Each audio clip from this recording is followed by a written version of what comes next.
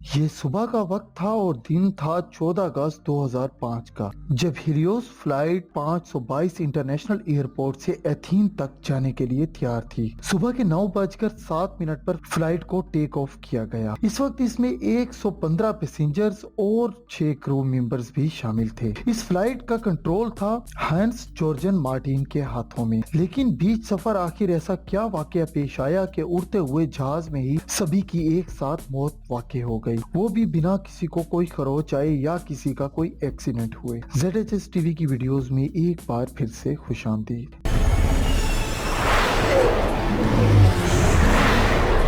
اس flight کے کو pilot کا نام پیمپوس چارلابوس، جسے ٹوٹل 7549 گھنٹوں کا ایکسپیرینس تھا۔ جہاز کے ٹیک آف کرنے کے 5 منٹ بعد یعنی 9:12 پر جہاز 12,040 فیٹ کی بلندی پر پہنچ چکا تھا اور اس اونچائی پر ابھی پہنچے ہی تھے کہ اچانک ایک الارم بجنا شروع ہوا۔ جب اس الارم کی جانچ کی گئی تو پتا چلا کہ یہ alarm take of configuration alarm تھا، جسے دیکھتے ہی پائلٹ کی حیرت کی انتہا نہ رہی، کیونکہ ٹیک آف کنفیگریشن الارم تب بجتا ہے جب جہاز ابھی زمین پر ہی ہوتا ہے اور ابھی اڑان بھرنے کی پوزیشن میں نہیں ہوتا، لیکن جب یہ الارم 12,000 فیٹ کی بلندی پر بجنے کا مطلب پائلٹس کی سمجھ سے باہر تھا۔ اس سچویشن میں انہوں نے ایئر ٹریفک کنٹرول سے رابطہ کیا اور انہیں اس الارم کے بارے میں آگاہ کیا۔ ابھی پائلٹس ایئر ٹریفک کنٹرول کو یہ سب بتا ہی رہے تھے کہ اتنے میں کاکپٹ پر موجود کئی الارمز ایک ساتھ ہی بجنا شروع ہو گئے اور الارمز کے شور کی وجہ سے ایئر ٹریفک کنٹرولر تک آواز نہ پہنچ سکی اور ساتھ ہی پلین کا ماسٹر کیوشن الارم بھی بجنے لگا تھا، جس کا مطلب تھا کہ پلین کے کئی سسٹمز ایک ساتھ ہی اوور ہیٹ ہو چکے ہیں۔ اس لیے پائلٹس کی پریشانی بڑھتی ہی جا رہی تھی اور انہیں کچھ بھی سمجھ نہیں آ رہا تھا کہ اب وہ کیا کریں۔ یہ سب دیکھ کر پلین میں افراتفری کا ماحول بن گیا اور کرو ممبرز لگاتار پیسنجر کو ریلیکس کرنے کی کوشش کرتے رہے اور کافی پیسنجرز کو سانس لینے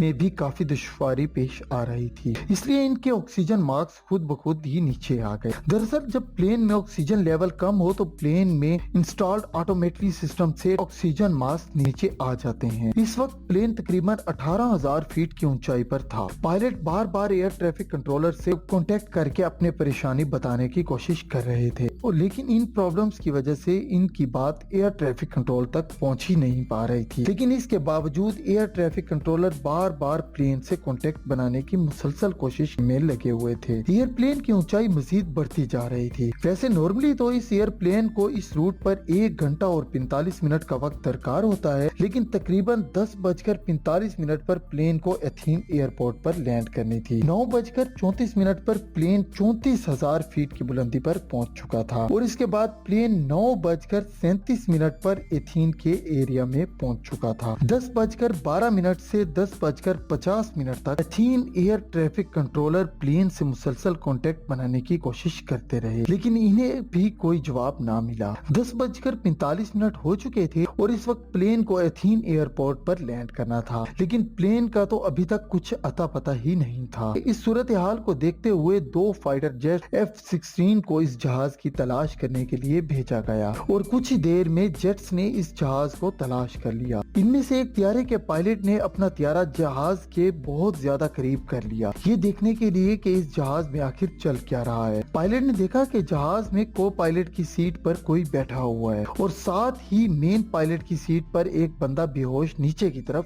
گرا ہوا ہے۔ اب فائٹر جیٹ پیچھے کی طرف گیا اور اس پلین کی کھڑکی سے پیسنجر کو دیکھنا شروع کیا، لیکن فائٹر جیٹ کے پائلٹ کے لیے حیرانگی کی بات یہ تھی کہ 2 فائٹر جیٹ کے پاس ہونے کے باوجود بھی نہ تو کسی پیسنجر نے اور نہ ہی کسی پائلٹ کی طرف سے کوئی رسپانس ملا اور نہ ہی کسی پیسنجر نے ان سے مدد کی اپیل کی۔ تبھی 11:49 پر فائٹر جیٹ کے پائلٹس نے دیکھا کہ ایک شخص پلین سے گزر کر کاکپٹ کی طرف جا رہا ہے اور پھر وہی شخص پلین کی پائلٹ سیٹ پر بیٹھا ہوا دکھائی دیا۔ یہ دیکھ کر فائٹر جیٹ کے پائلٹ نے بازو ہلا کر اسے اشارے کیے اور اسے اپنی طرف متوجہ کرنے کی کوشش کی اور وہ پائلٹ بھی فائٹر جیٹ کے پائلٹ کو کچھ بتانا تو چاہ رہا تھا، لیکن وہ کچھ بول ہی نہیں پا رہا تھا۔ تبھی تقریباً 1 منٹ کے بعد 11:50 پر پلین کے لیفٹ انجن میں کام کرنا بند کر دیا اور پھر پلین اپنی لیفٹ سائڈ پر جھکنے اور نیچے کی طرف گرنے لگا۔ سیٹ پر بیٹھا ہوا شخص پلین کو کنٹرول کرنے کی کوشش تو کر رہا تھا، لیکن وہ اسے کنٹرول کر ہی نہیں پا رہا تھا۔ ٹھیک 12 بجے प्लेन के राइट इंजन ने भी काम करना बंद कर दिया। प्लेन का कंट्रोल अब पूरी तरह से खो चुका था। 12:04 पर प्लेन एथेंस से 40 किलोमीटर दूर पहाड़ियों में गिरकर क्रैश हो गया और क्रैश होते ही क्रू मेंबर्स के साथ 121 लोगों की मौत हो गई। तो आप महसूस कर सकते हैं इस वक्त को, जब 121 लोगों से भरा हुआ ये प्लेन पहाड़ियों से टकरा कर क्रैश हुआ होगा तो क्या गुजरी होगी इन फाइटर जेट्स के पायलट्स पर, जिन्होंने ये सब अपनी आंखों से होते हुए देखा होगा और बेबस वो कुछ भी ना कर पाए होंगे इनके लिए। इसके बाद ग्रेस में फ्लाइट 522 के क्रैश होने की खबर जगह जगह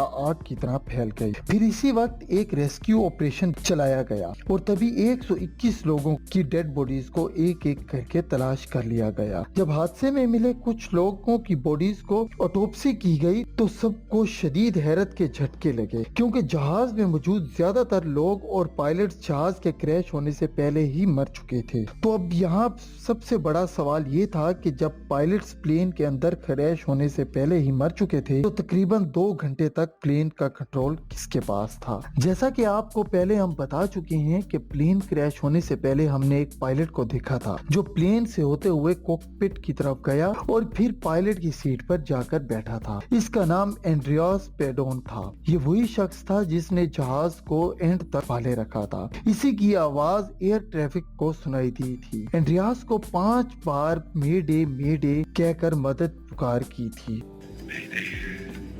Mayday. Flight 5.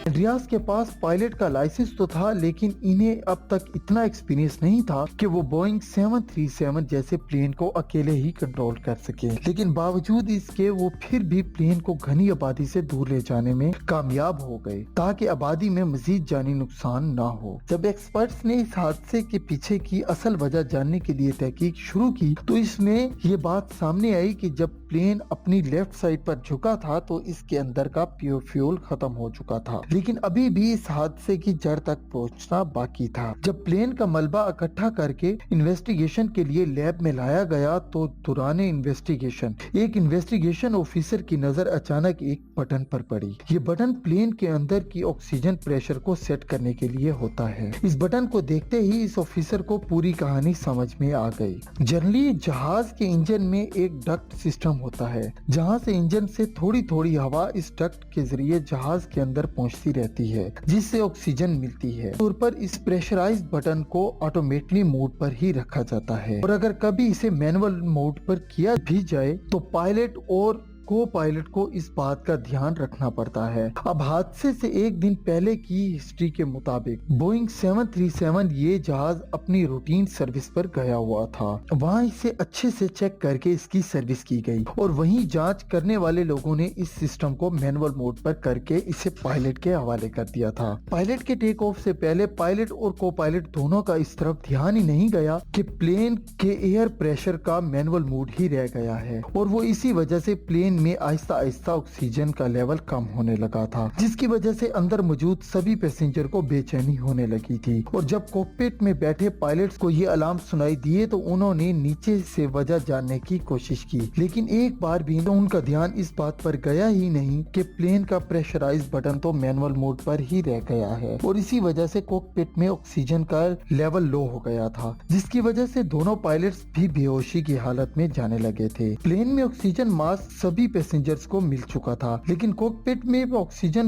मास्क अपने आप नीचे नहीं गिरते, जिसकी वजह से दोनों पायलट्स बेहोश हो गए थे और साथ ही पैसेंजर्स और क्रू मेंबर्स में एक एक करके सब बेहोश होने लगे थे, क्योंकि इनकी सीट के ऊपर लगा ऑक्सीजन मास्क तकरीबन 12 मिनट तक ही ऑक्सीजन दे सकता था और ऑक्सीजन ना मिलने की वजह से सभी लोग दम तोड़ने लगे थे और प्लेन ऑटो पायलट मोड पर सेट था और इसी वजह से आहिस्ता आहिस्ता एथेंस की तरफ बढ़ता जा रहा था। और एक वक्त फिर ऐसा आया जब प्लेन में मौजूद सभी लोगों ने दम तोड़ दिया था, सिर्फ एक शख्स को छोड़कर। ये थे फ्लाइट अटेंडेंट एंड्रियास प्रोडोम। एंड्रियास इतने वक्त तक इसलिए बेहोश नहीं हुए क्योंकि वो पायलट्स बनने से पहले स्कूबा डाइवर्स थे और स्कूबा डाइवर्स सांसों को देर तक रोकने की ताकत रखते हैं और इसी वजह से एंड्रियास काफी देर तक कम ऑक्सीजन में सरवाइव कर गए, लेकिन काफी ज्यादा देर तक ऑक्सीजन ना मिलने की वजह से इनकी हालत भी खराब होने लगी थी, लेकिन फिर भी जैसे तैसे करके वो कॉकपिट तक पहुंचे और प्लेन को कंट्रोल करने की कोशिश करने लगे।